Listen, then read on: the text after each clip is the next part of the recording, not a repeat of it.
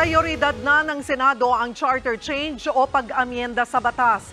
Yan ay matapos daw sabihin ni Pangulong Bongbong Marcos na dapat Senado ang manguna sa usapin. Nasa frontline ng balitang yan, si Mayan Los Baños.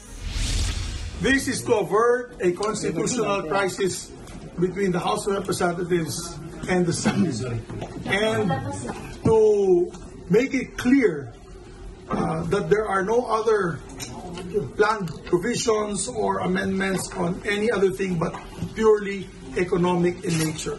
Mismong si Senate President Mig Zubiri ang naghain ng resolusyon ngayong araw sa Senado para sa paggulong ng charter change o ang pag-amyenda sa saligang batas. Kasunod yan ang issue sa People's Initiative na isinusulong ng ilang kongresista bilang paraan ng pagbabago ng konstitusyon. Kabilang sa pinaamyenda ng mga nasa likod ng People's Initiative ay pag-isahin ang pagboto ng Senado at Kamara.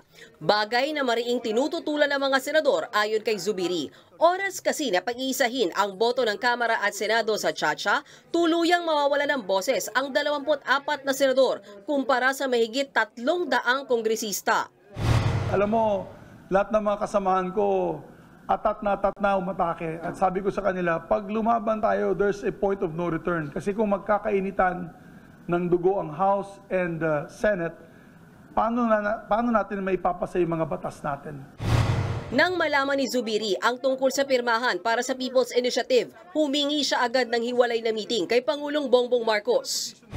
I'd like to thank the President for his comment that the PI is too divisive.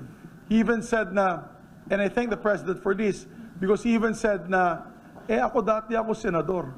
Bilang dating senador, hindi din ako papayag na ma-undermine o ma-diminish ang kapangyarihan ng Senado.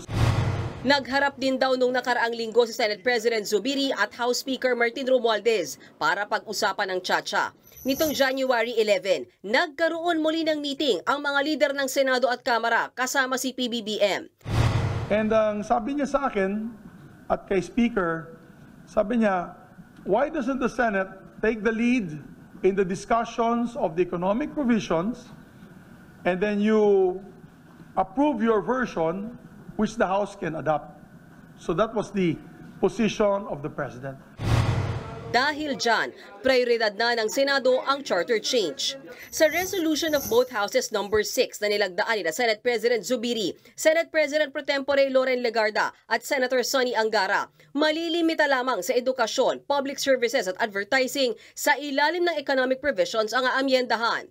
Hindi naman daw bubuksan sa foreign ownership ang mga lupain ng bansa.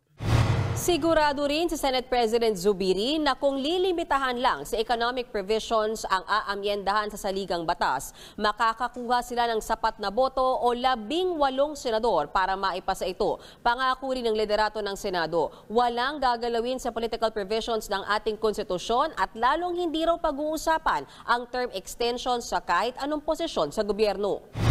Ang tanong, payag ba si Speaker Romualdez na ang tanging gagalawin sa konstitusyon ay ang ilang economic provisions lang? Well, ang binabanggit niya palagi, dyan lang naman siya gustong mag-amend dahil sa economic provisions.